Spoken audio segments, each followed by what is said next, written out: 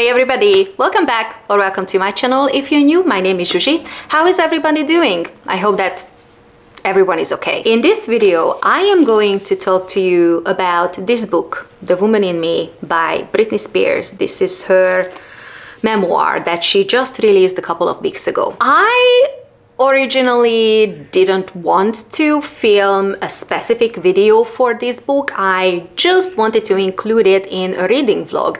However, I finished this book in 4 hours. I read the physical book as well as the audio book. And in 4 hours, I was done because I couldn't stop reading this book. So, there was no point filming a reading vlog, but I want to talk to you guys about this book. This video is not a reaction video. There are so many amazing reaction videos up there on YouTube. I will link a couple of those videos in the description box if you want to check them out. This video is more of a review and my thoughts about this book.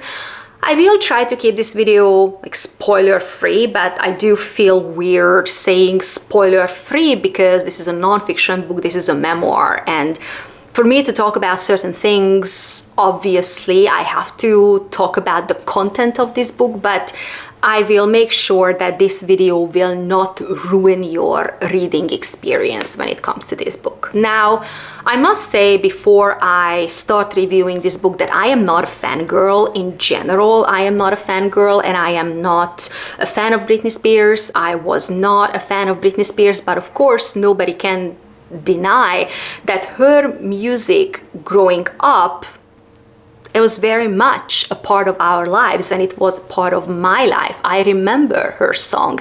I remember specifically the music video sometimes. I love that song and I loved the visuals of that music video, and that's how I kind of fell in love with her music.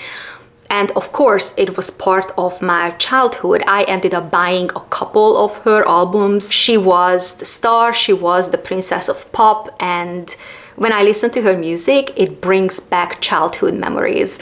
I don't know what your favorite songs are, but to me, sometimes Baby One More Time and Toxic, to me, those are her best songs as well as best videos. This all being said, because I am not a fan of Britney Spears, I never followed her on social media. I still don't follow her on social media. I never watched any of her shows or documentaries. I don't really know her and I don't know her story. I knew about the conservatorship and I knew about the Free Britney movement, and it was obvious that she was going through hell at a time, but still there were so many things that to me personally were in the dark, and I was curious about her story. And I don't need to hear her story from anybody else, from anybody else's mouth. I need her to tell me her story because she is very much capable to shed some light at what actually happened to her and to tell us the truth. And I am here to listen because honestly, I think that one of the biggest gifts and one of the kindest gifts that we can give to another human being, and especially women, is to sit down and listen to them. When they come forward and when they are ready to tell their story, then we just need to sit down and listen. And I am very happy to do that for her. I am so thankful for people, for women who are brave enough to come forward and tell us their story.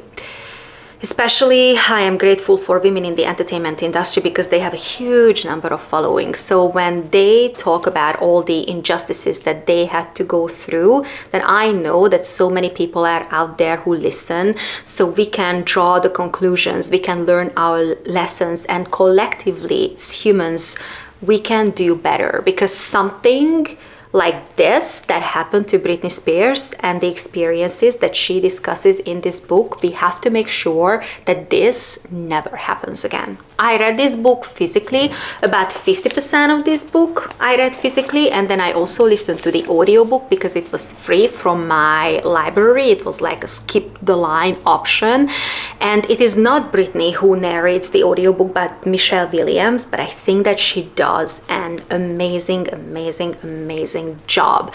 It was only the prologue that was read by Britney. She said that she doesn't want to re-traumatize herself by reading the audiobook, and you know what? I respect that.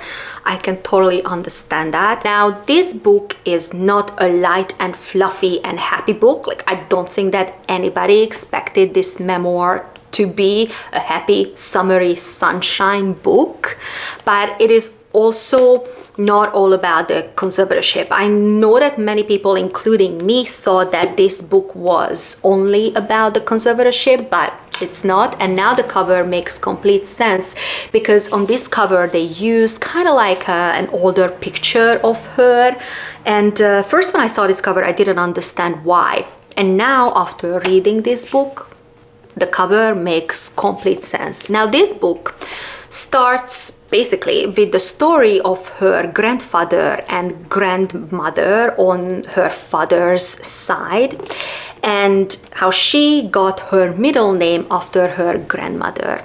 Her grandmother lost her baby, and after that incident, understandably, she didn't do very well, and her grandfather decided to confine her and send her to a hospital / asylum. She went through certain treatments that included lithium. I am mentioning this treatment because later on in the book this is going to be important. And her grandmother, unfortunately, she committed suicide years later when I read this story. And what happened to her grandmother, honestly, it made me so angry, not only because of what happened to that poor woman, but also because, like, I don't understand the law. Like, I'm not a lawyer, and I'm especially not familiar with the Californian law and institutions. But to me, it is insane that the lawyers and the judge who was involved with her case and the conservatorship, they didn't look into family history. They didn't check, they didn't have the time, or they didn't want to check, or they didn't care for the background of people, like specifically the background of her father. How is that possible? I mean, this is crazy to me. In this section, we got some insight into her journey as a very young artist, and how she loved singing from such a young age, and she was not afraid to work hard and sacrifice a lot so that she can make her dream come true and become an artist and become a singer. We also get to see how from a very young age she was sexualized, and honestly, there are so many creeps in this book, and there are so many creeps out there in the world who are ready to take your innocence, who are ready to take advantage on you, and they are free of consequences, because we live in a world and we live in a system where they can be free of consequences. Reading the first section, it seemed to me that she was genuinely happy in the early years of her career, and she didn't mind working, and she didn't mind working hard to become a singer. When it comes to the Mickey Mouse Club, she said herself that it was actually a very positive experience for her. Now, she was 15 years old when she signed her first contract, and when she recorded her first album, and we all know that Baby One More Time was her very first video. What I didn't know, but I was very happy to see, that she was involved in the creative decisions when it came to her career, like a very young age. She convinced the director of the video of Baby One More Time not to go with the original concept for the video, but to follow her ideas. And honestly, I'm so glad that they did, because that video and that song, they are still one of my favorites of hers. She talks a lot in this section about the media. They destroyed her life, and specifically about the misogyny in the entertainment industry. I mean, we know that there is misogyny in any industries, but she obviously specifically talks about the entertainment industry. And honestly, my conclusion is that some people, some reporters and some interviewers just need to be looked up. I am shocked by the questions that the reporters asked her. They asked her about her body, about her breasts, and about her virginity, whether it's still intact or not. They asked her to empty her bag on camera so that they could be sure that there were no drugs with her at the time of the interview. And this is just crazy to me. And she highlights in the book that she never once witnessed an interviewer asking the same questions from a man, from a male artist. Honestly, this section was insane. And what I couldn't process, and I still cannot process, is many of these interviewers were women. And I will never understand women who hurt women. Like why? Why did these interviewers agree to ask these questions from another woman? Like, to me, I don't know, like it is just something I will never understand and I will never accept. She also discusses her relationship with Justin Timberlake in this book, and honestly, this is a very significant part in the book, but I had no idea how impactful that relationship was for her. I had no idea that she was so deeply in love with Justin Timberlake. And she discusses not only their relationship, but also there is a very raw and heartbreaking and emotional section about an at-home abortion that basically she had to do, or she agreed to do. And honestly, that broke my heart. Now, I am not going to touch on this section too much here because, one, this man doesn't deserve a second in my video, so like, no. And also describing the relationship and describing what happened to her in this relationship and after the relationship. Honestly, like, I respect her so much for telling us her story, and it was obvious that she went through so much pain and trauma, and I cannot do justice for her, so I am just simply not going to talk about it. Now, I am going to mention two things here. One, I didn't know that she was such an aspiring actress. I knew about her movie Crossroads. I never watched it, but I didn't know that she was supposed to be in The Notebook, or that she was supposed to play a character in Chicago. I had no idea that she was so ambitious in Hollywood, but she said that she really struggled separating her identity as Britney Spears from the character's identity, and because of that she decided not to take these roles. But I had no idea that Britney Spears was supposed to be in those movies. This book is also really star-studded. There are so many people mentioned in this book: Mariah Carey and Madonna, and what kind of relationship she had with Madonna, and how Madonna really shaped her and kind of like mentored her in her career. She had some really great experiences with celebrities, and she talks about those experiences in the book. And even when it comes to people who ended up like ruining her life, she still speaks with so much grace and so much empathy about these people. She's not throwing shade at them. She is not shaming them. Honestly, it is a very grown-up thing to do. And honestly, if I was her, I would not have the strength to still speak with so much empathy when it comes to these people.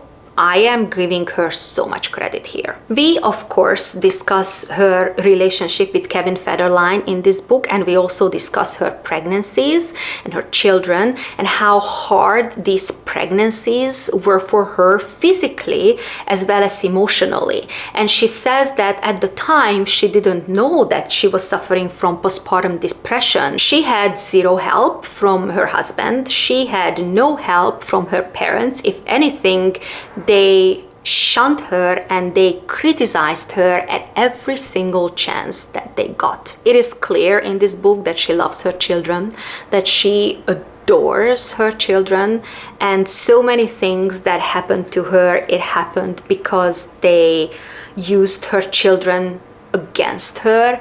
And because of this, again, it is so hard to read about the chapters or the section when she talks about her divorce and how the media villainified her as a mother and as a wife. They basically thought that everything that happened to them, it was her fault. They didn't see how hard she tried to keep that relationship intact and to be the best mother that she could be. We also discussed the paparazzi situation in this book and how the paparazzi basically destroyed her life, and not only her life, but her children's life, because she tried to protect those children, you know, as much as she could. And there were times and days when her entire daily routine revolved around avoiding the paparazzi to protect herself and to protect her children. And I want to mention this here while we are talking about the paparazzi, that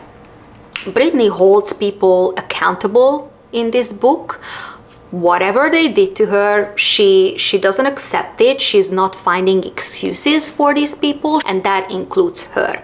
She admits that she did some rough things, like attacking the car of the paparazzi with an umbrella or yelling at a very young actress. She says that, of course, it was not okay, and looking back, she would actually change what she did, but at the time, she was not doing well. They triggered her and she snapped, but she admits to it. You know what? It was not the right thing to do. She also describes that infamous act of shaving her head, and I want to mention that specifically here because I remember that incident and I remember the media coverage, and I remember thinking that, why is this important? Why is this important that Britney Spears shaved her head? Like, literally, who cares? Considering everything, honestly, that she was going through at the time, she lost a very, very dear family member, and she was going through divorce, and then her husband didn't allow her to see her kids. She was not doing well. Honestly, considering everything, was this really such an outrageous act to shave her head? And she says the same thing. She could have done way worse things. There are so many men and so many male artists out there who are doing way worse things than shaving their heads. Why? Why is that media coverage? And this is the section that is basically easing us into the conservatorship. And honestly, it was so hard for me to read that section because this was the soul-crushing section of the book. She explains how she ended up in this situation, and it was basically her parents who ended up forcing her into the conservatorship, and they said that she was unable to take care of herself. And she says in the book that how was it possible?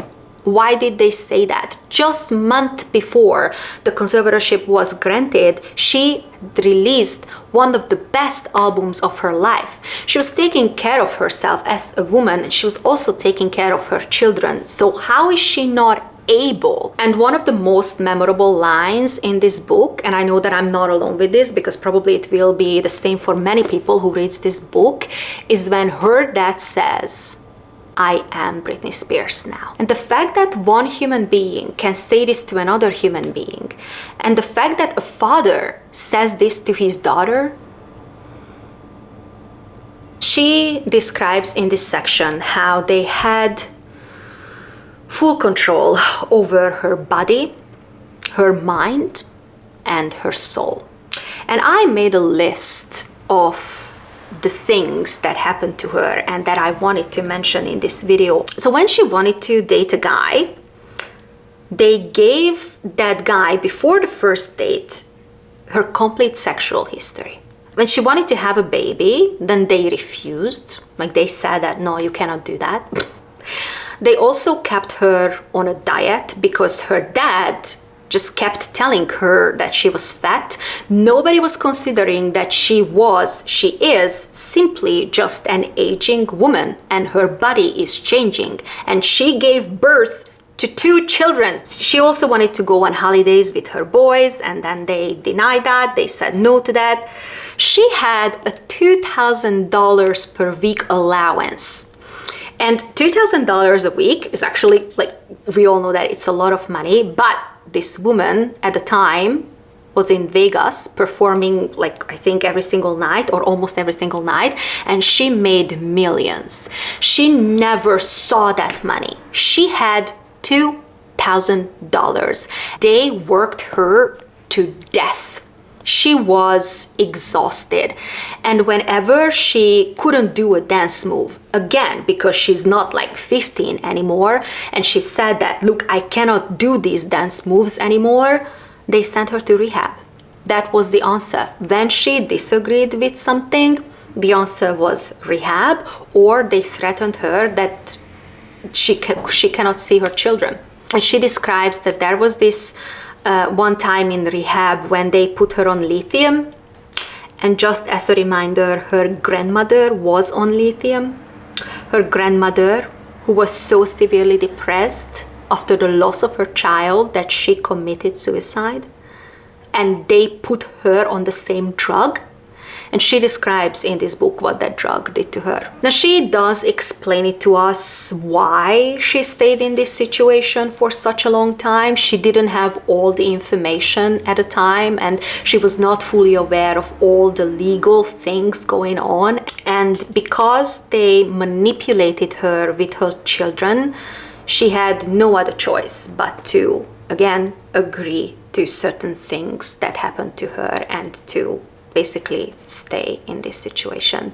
She also says that the Free Britney movement meant so much to her, and her fans, they mean so much to her. This book ends on a very positive note because we all know that she was able to get free of this conservatorship, and she says that she is happy now, that she has full control over her body, over her mind, and over her soul, and she is enjoying her freedom because her freedom was taken away. They basically destroyed her as a woman, and she needs time to rediscover herself, and that's what she's doing. She's healing, and writing this book was very much a form of therapy for her. Now, I love this book, and I highly recommend this book. I hated what happened to her in this book.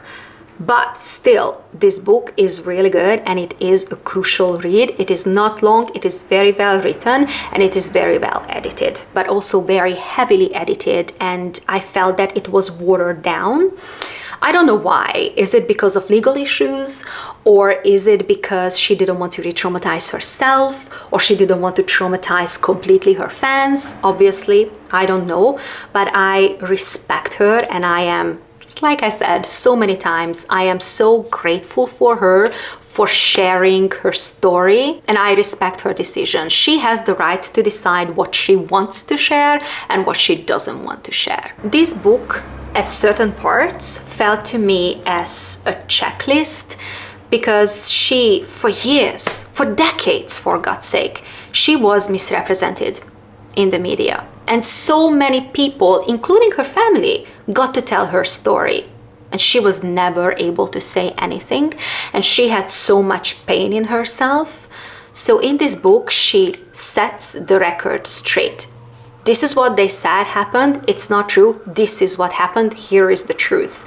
So sometimes it felt, just like ticking off things on a list. But again, I understand why. What was a little bit weird at the end of the book, and what I don't completely understand, is why her divorce is not mentioned in this book, because now we know that she has divorced her husband. And considering the timeline, I think that they had the chance to include it in the book, but they decided not to. And again, I respect her decision. It is her choice, what she is willing to tell and what she is not willing to say. It's perfectly fine. It was just a little bit surprising to me. And the reason why I'm mentioning this is because she says that she's okay. And I do hope that she is okay, but considering that she has no music now in her life because she has retired from the entertainment industry, though I do hope that she will release music one day.